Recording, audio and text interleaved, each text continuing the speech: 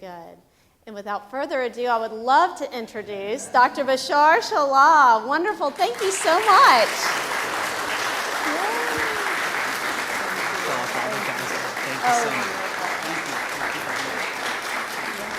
Well, have a seat. Have a seat. So I'll catch you up on where we are. We are just, we watched the video that Starbucks just released about Heart Song and Memphis Islamic Center. And the question that I asked of all of us is, where do we see God at work in that relationship and that community that has come together in such a unique and inspiring way to many of us? And so we were just sharing so much of it is sometimes returning to the fundamentals, going back to Scripture and saying, what does God tell me about this? And then also just overcoming our fear of the unknown. That so much time we grow these things in our own brains when we don't know what it is that we're facing, and just getting to know each other can make such a difference. So I'm curious about your perspective as you lived through this inspiring coming together of two faith traditions. First of all, good morning, and I apologize about the delay. I have another side job. I'm a cardiologist, and I had a little call of duty, and there were supposed to be two of us, and Imam Anwar really apologized. He's big time under the weather, so two of us, none of us could be here on time. I totally apologize, and hope that you will forgive us. The divine in this was in how this relationship really developed unplanned. We looked at this and we knew that this was definitely a divine intervention, that the hand of God was clearly there, and we did not plan what you probably just saw there, to publicize anything. There was a little bit of fear, a little bit of ignorance on both sides of the street, so to speak, on the mosque side, on the Memphis Islamic Center side, and a little bit, as Pastor Stone put it, on the Heart Song side. Fear and ignorance are the two main factors that put barriers in those relationships. And those are the two things that we need to overcome. The courage, the dignity that the Heart Song congregation and Pastor Stone showed, the breaking that fear and stretching the hand and opening the door for acknowledging and then learning and getting more knowledge about their neighbors, first and foremost, broke down a lot of fears and ignorance in our hearts as well. And like our resident scholar, Cody, said, and it's in that article, and this is a real quote from the last sermon at the church. He said, this was the only opportunity for Muslims to see what real Christianity is all about, and for Christians to actually see what real Muslims look like. Right. So we did not think that this will actually get any media attention, and we just wanted a place to pray, and it's just because of the unfortunate rhetoric out there and what's going on in the media at that time. Terry Jones was having that campaign about burning the Quran and all of that, and this became the counter story. And all of a sudden we saw ourselves on CNN and NBC and ABC and giving interviews, and of course it ended up with this story that Starbucks took for their upstanders. But if we can serve as just a small example for any two communities, whether it's two religious or ethnic or racial, any two people, any two groups that want to stretch their hands and connect with friendship and break those barriers of ignorance and fear, then I think we can definitely help create, not just us, just collectively, the collective us, create world peace one friendship at a time. Thank you so much. I was telling them just before you arrived that sometimes it's the customs and the traditions that as we get to know more about each other, we can be more hospitable to each other, and that I had to ask that awkward question of, is it okay for me to shake your hand as a female? And, just different customs. As I walked into a memorial service last week at Temple Israel, I, fortunately, because of our Thanksgiving experience, having an interfaith Thanksgiving service that some of you all have been a part of, was able to reach out to him and say, I've never been to a Jewish funeral before. Are there any customs that would be helpful for me to know as a Christian entering your space so that I can be the most respectful? There are things that we learned when we went to Jerusalem and were graciously hosted at the Dome of the Rock. And we said, what are the things that we can do to be respectful while we are in your sacred space, in your place of worship? And so I'm curious if there are some things that you think of that are especially helpful for Christians to know as we encounter your traditions so that we can honor them in ways that show, that we can open our doors and open our hearts and become more in relationship with each other. There are a lot of the things that you will see in the Muslim faith that are a mix of religious rituals and cultural customs. So, and those get very clouded sometimes, and it's hard to differentiate even Muslims themselves. Sometimes they can't tell what is religion and what is tradition. And of course, that's universal. Right. So, for example, the handshake. You will see probably some Muslims that will try to refrain from that, and then they will think it is just a part of the religious duty, that there will be a complete physical no touch between genders in general. For example, the dress code for females in Islam, for the women, how women dress, and you will see such a spectrum across the Muslim world. If you go to Malaysia, you will see a different type of hijab, and then all the way to the burqa, so a lot of times people will see my wife with me, and they'll look, and she's like, she doesn't look like a Muslim, so there is that engraved picture sometime in people's mind, depending on how they got exposed to Islam in the first place. And as Muslims are hopefully becoming a little bit more open because of friendships like this, because of people like you and invitations like this, we are actually having in most worship centers and mosques at least an annual, if not more than once a year, open houses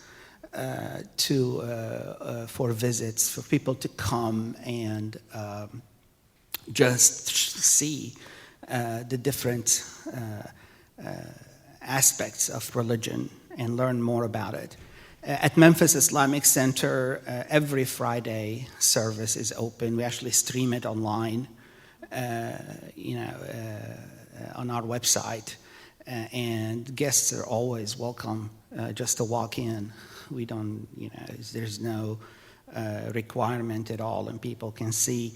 The Muslim community in the United States is so diverse that when you walk into a Muslim worship center, for the most part, you will see at least 20 to 30 ethnicities and so many different traditions that it is very hard to put it all in really one uniform basket.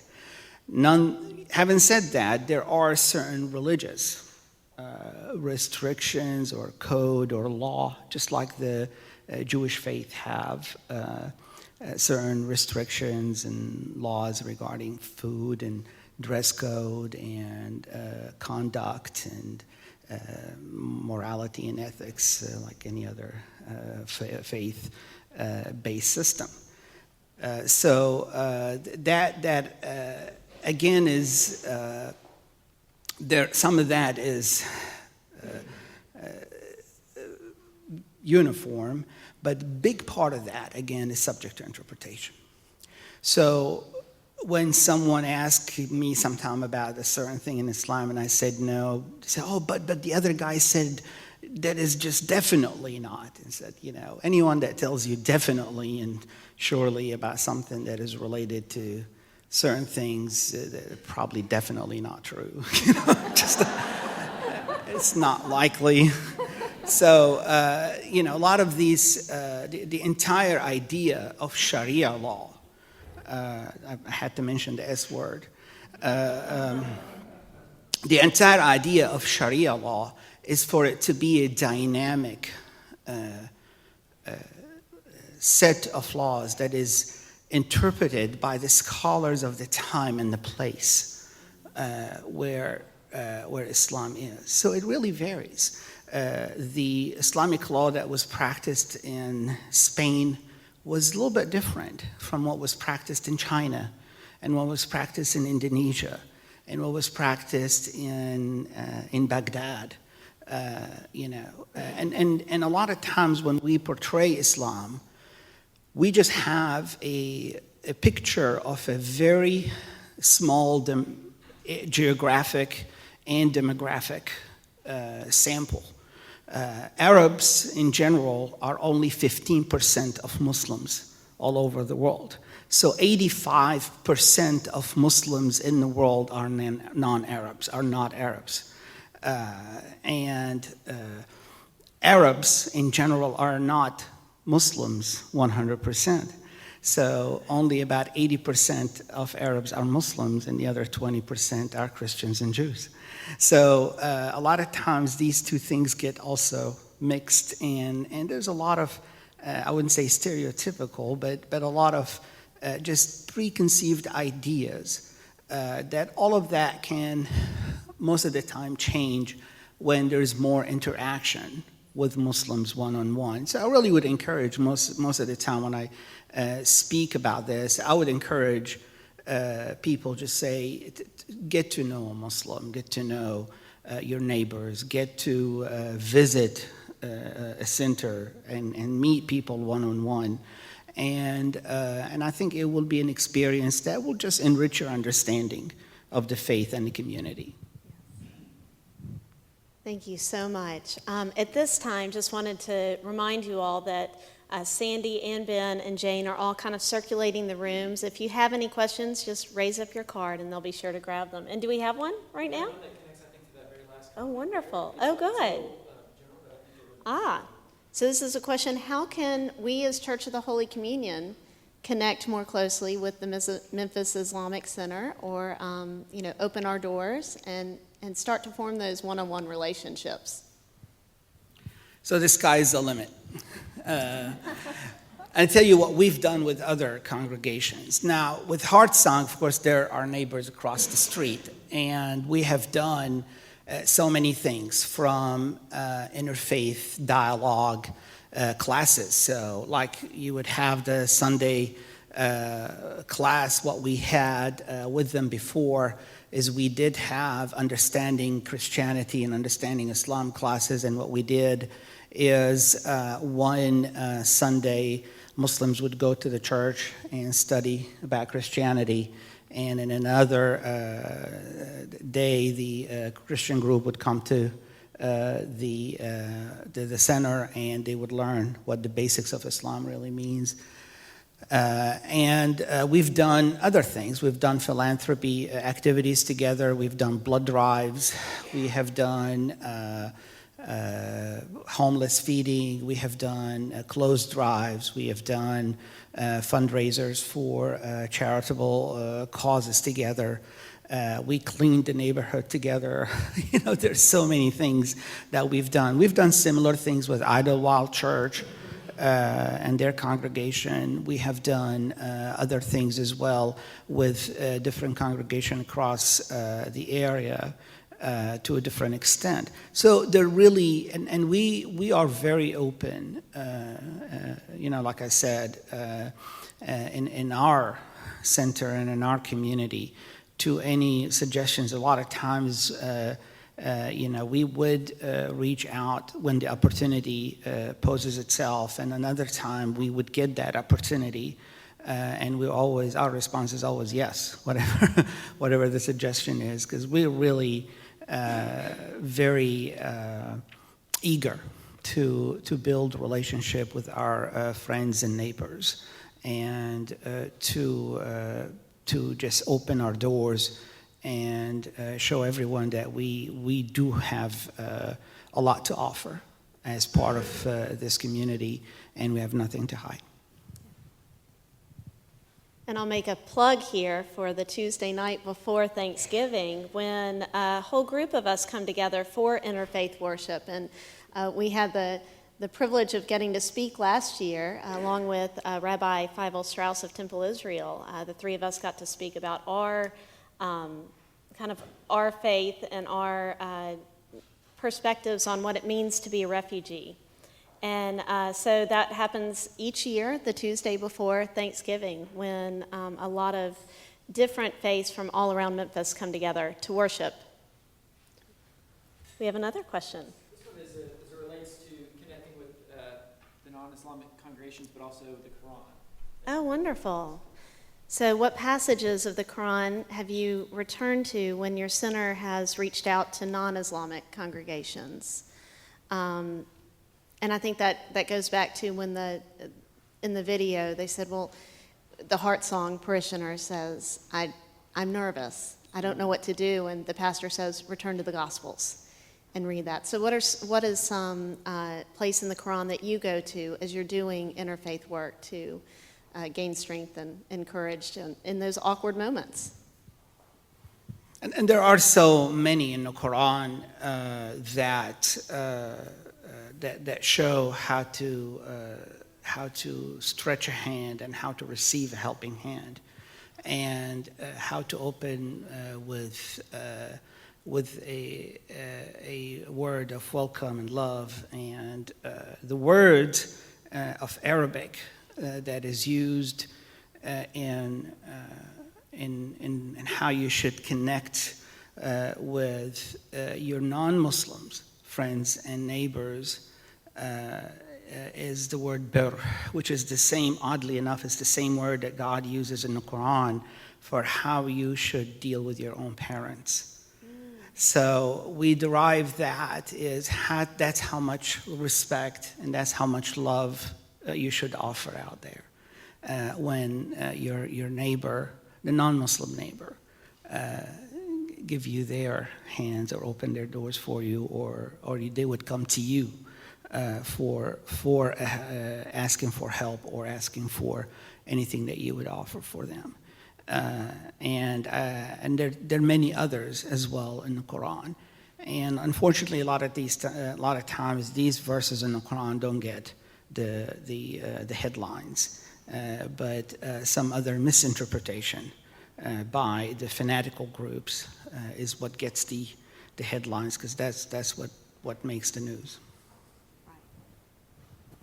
Yeah, so often it's the extremes of all religions that make the more sensational story, and I think that, again, is a universal, that oftentimes we end up feeling the pressure of being identified with those who are at one far end of a spectrum or not. And because those of us who are just going through daily life, doing our best, that doesn't make a cover story, does it? Very much so. Do we have any other? Yeah. Great. This kind of continues in that vein a little bit, but just touching on Holy Days, Ramadan, but then also the shared connection points for our faiths. So it says, I'm familiar with Ramadan, but what are the other core holy days and times for Muslims? And what teachings of Islam are similar to Christianity? Which ones are different? So let's go with the first one first. So the high holy days, what are those? So we have really two major holidays. One of them just passed last week, and the other one is Ramadan. We call them both Eid. Eid means the holiday, so it's kind of get confusing sometimes when we tell them we have Eid. We just had it a couple of months ago. We want off again for. So the first one is the one that follows the month of Ramadan. Ramadan, by the way, is a name of a lunar month. It's not a specific observation or a name of a holiday. It's like January or February or March. It's a lunar month name. But during that month, we observe the worship of fasting. So we fast from sunrise from sunrise, well, just from dawn before sunrise to sunset. And we abstain, refrain from any acts of vulgarity, lewdness. It's just taking your soul to a boot camp and recharge the faith batteries during that whole month and be fresh again to restart for a whole year. Well, at the very end of that month, there is that celebration of Eid.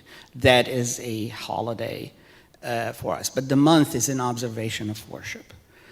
The second holiday is the other Eid. It's the Eid where pilgrimage happens, where you see Muslims a lot of people go to Mecca for what's called as Hajj, is the pilgrimage. And on the day follows that other act of worship, which is one of the, fasting is the fourth pillar of worship, and the pilgrimage is the fifth one. So following that fifth one is the other Eid, the other holiday. And it basically reliving the sacrifice and the life of Abraham and his family.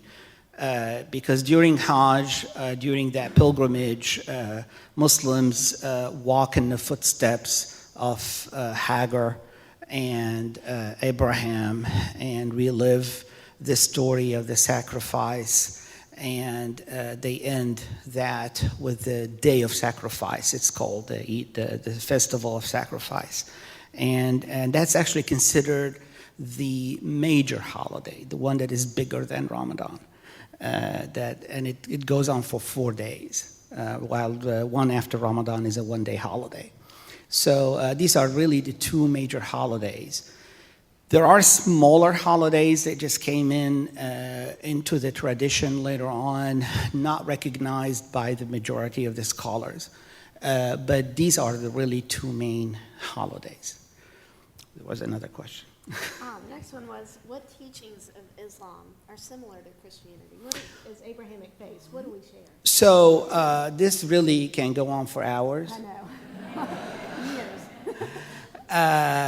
I think most of the time when we do these courses, we've done it more than once.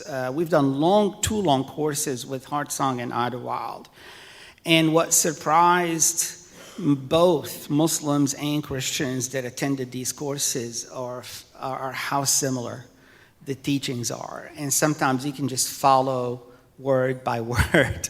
It's like, oh yeah, that's and we've done this blinding, and it's like, what was this from? Is this is from the Quran or is it from the Bible? And we confused both people with those quizzes. We had a good laugh out of those, so we've had.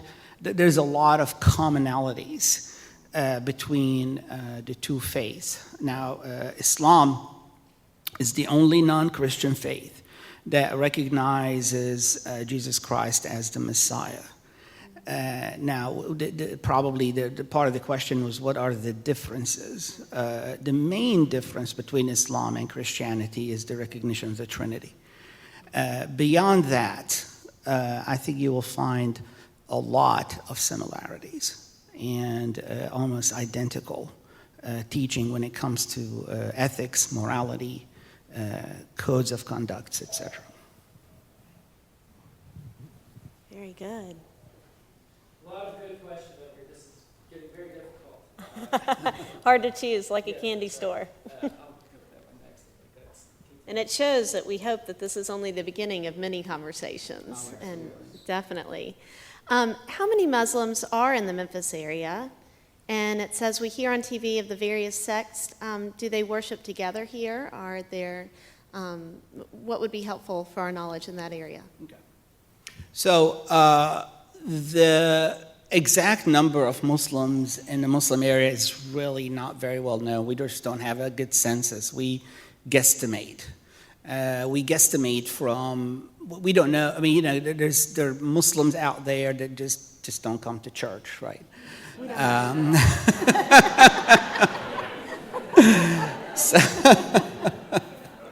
So we guesstimate that probably about 60 to 70% of Muslims, this is how we come up with the number, that's what I'm telling you, how the experts did that, show up to at least the Eid prayer, because that's like once a year. If you can't come to church once a year, I mean, not observing at all. So we guesstimated at least maybe 70% will come once a year. And that's usually the largest gathering of Muslims. So sometimes we would get a place like the convention center or the forum or the pyramid in its days or whatever, because we just like to get everybody in one place to do that one big service. And we've estimated that probably we have about anywhere between 10 to 12,000 Muslims in the Memphis area. But this is, again, an estimation, and we don't really know the exact numbers. The Sunni Muslims would, for the most part, worship together. At MIC, when you Memphis Islamic Center, we're considered a little bit more of the more open, progressive traditions. You will see people of different sects in our congregation. So you'll find Shia there. Although the majority of Shia, they go to their own mosque. They have one in Bartlett's. And the other smaller sects, they usually worship by themselves, the Ismailis and the Aga Khanis. And if you're not familiar with these terms, I understand, because they're not very commonly known. But they have very small congregations, less than 100 in the Memphis area. So they have very small areas, usually in a strip mall or something like that. They would have a place to worship, and they always prefer to worship on themselves. But the policy that we have is an open door policy. So anyone that wants to come and worship at MIC, we don't have memberships or anything like that, and it's always open. So anyone that would come, Muslims from all sects and any non-Muslims are always welcome to our service. So we never know if any people from other sects come or not, but we encounter them. Sometimes they'll come and approach us, talk to us, and we know that we have visitors or people that come and worship from other sects. Another universality, we call that C&E Christians here, Christmas and Easter. So, if you can come twice a year, then you're at least counted. Yes, very good. a little bit. Okay. Could you explain something about Sharia law and how it is being misunderstood in the U.S. and help us to get a more clear understanding? So, and just in a nutshell, and I understand this, the Sharia law issue is not something that you can tackle in 5 minutes, but let me give it a shot. Sharia means basically law. That's all it means. That's the word, means law.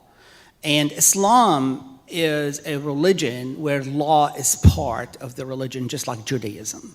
So it doesn't separate law from faith, spiritual practice. What does it mean? What that means is that we Muslims are commanded by God to live our lives according to a code that God set for humanity. And that code is meant to achieve 5 things. These 5 things are called the objectives or the goals of Sharia. And that is the preservation of life, preservation of honor and dignity, preservation of wealth, preservation of progeny, meaning be able to procreate, and also preservation of ability to worship and practice faith. These are the 5 things. And if it sounds familiar with the First Amendment or the Declaration of Independence related to pursuit of happiness, that's because John Locke wrote that he took it directly from the objectives of Sharia from the Maliki book, that those 5 objectives are important for people when you derive laws. And then Jefferson was affected by the writing of John Locke, and I didn't make that up, you can Google it. But that's what Sharia is. So these 5 objectives are the objectives and goals of Sharia. And that's what really dictates what Sharia law is. Now, how do you derive laws of Sharia? Laws of Sharia are derived, and I mean derived, they're taken out of the Quran, of the prophetic teaching of Muhammad, peace be upon him, and also from the opinions of scholars that are known to be trustworthy in the Muslim tradition. These laws are not ever meant to be set in stone in any time or place. These laws are derived from the Quran based on different circumstances, but they have to have origin in there. So let's say the Quran said, for example, I'm going to give you a very extreme example for us Muslims. If Islam said no pork, there is no Sharia law, no one can derive a law that says, okay, well, you can have no pork, but it's okay to put a little bit of ham in your sandwich. That is not allowed. But Islam, Sharia law, in one time may say there are certain practices that are outlawed. And you will see 500 years later that those practices become the norm in society. And the scholars come to say, well, this is something that is now acceptable. This is something that is allowed. An example of that, things are a little funny.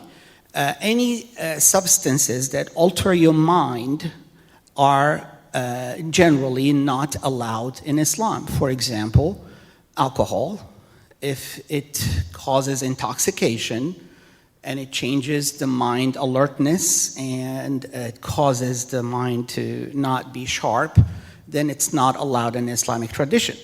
So when Muslims encounter this drink called coffee, the initial tradition, people said, no, this is not allowed. It changes your mind. It's like you're on speed, right? So, and the best coffee, is coffee Arabica, right? That's right. Right. So, and this is a long answer to Sharia, but just trying to give you an example of what Sharia really means. So for actually a few hundred years, Muslims were secretly drinking coffee. That didn't make any sense. And until the analogy came, well, it did not alter the mind in a way that it makes a person insane or not able to make a good judgment on anything, and it became, by Sharia, allowed. And of course, Muslim countries consume a humongous amount of coffee, as you know, and grow it.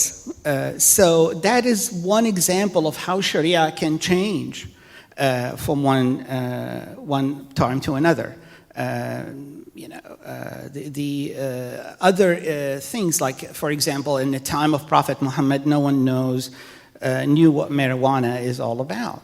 So when a substance like that comes on, the scholars get together and said, well, is it okay or is it not? Is it allowed? Is it not allowed? So they sit there and they will discuss, and the trustworthy, so to speak, scholars, the leaders of the Muslim scholarship, they come up to a conclusion, of course the current conclusion, that it's not allowed. Because it's a mind-altering substance in a way that it will make a person not able to make a good judgment, and it will impair driving, and it will cause harm. And there are certain rules in Sharia. For example, no harm should be caused by something. And anything that would cause harm to a human person or other people should be disallowed, because the 5 objectives of Sharia are what? First thing is preservation of life. So anything that is in danger to life should be disallowed in Sharia. The other main question in the United States that comes out in the Sharia law, that Muslims want to govern the United States with the Sharia law.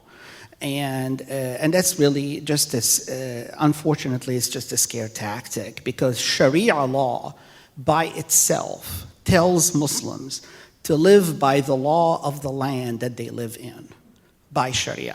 So Sharia tells us to abide by the United States Constitution, not to try to replace it.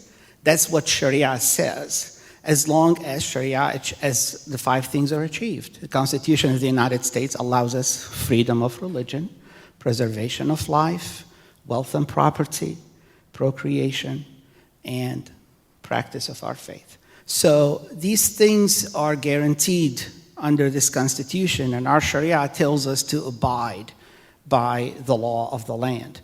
And there's no article in the Sharia that says that any law should be replacing the laws of the United States of America. I hope that answered a little bit about what Sharia is. Yes, more widespread, definitely. And we have time for one more. Yeah, so one of the things that we talked about in our shared Thanksgiving service is, what is it like to be a refugee? And I think what spoke to so many of us who were present last year is just the universality of that feeling. However, I would say in America, being Muslim in America, it was so helpful to hear your reflection at that. So if you could speak just a little bit to what it is like to have so many of the people that you work with and that you do ministry with, being refugees, what it is like to be a refugee where the dominant culture is perhaps Christianity, and how we as Christians, again, and Muslims can strengthen those relationships and be aware of that. So, Pastor Hester, when you and I spoke last year, the history of the actual refugees in Memphis was only a few months old. Right. We have not had many refugee families in Memphis. And I'm speaking, well, let me just rephrase that. I was speaking generally about the Syrian refugee crisis. We've had some Somali refugees before, and they've been here since the 90s, and that community has been largely integrated now, and they don't really behave like refugees. They all have jobs and families and schools, and they're not dependent as refugees on our assistance and help by any means. But this wave of refugees is largely coming from the Syrian conflict. And by that time, when the Syrian conflict started in 2011, we started getting the refugees in 2015 because the vetting process was taking 3 to 4 years for each family to go through about 6 interviews and different processes that will take from the UN to the Homeland Security to the FBI. So it took about 4 years for each family to go through vetting process to make it to the United States. So we just started having those refugees arriving to the Memphis area just by that time, almost by last Thanksgiving. We have a total only of about 7 to 8 families that have arrived so far. And largely, there are the families that have the way that the UN Commission on Refugees are choosing those families. These are families that either have people with disabilities or in need of dire medical help. So there are 2 families that had children with cancer that needed St. Jude attention, and other families that had some significant disabilities in the families that needed immediate help that arrived to the Memphis area. And those are the families that we are actually helping with. We've had other congregations involved in that as well. The Church on the River, Idlewild, and Heartsong are deeply involved with us in the Refugee Task Force. And we have one also at MIC that is helping with that effort and coordinating a lot of that, because we're in direct contact with them, with the refugee population from the Syrian crisis. The refugees at large are very appreciative of being here, but you hear a lot of the stories that they had to go through, and some of that has been shown in the media. I think David Waters wrote an article last year that is really a very good article. I'd encourage everyone to read, because I was the interpreter during the interview, and we had to cut the interview several times because we just couldn't hold it together.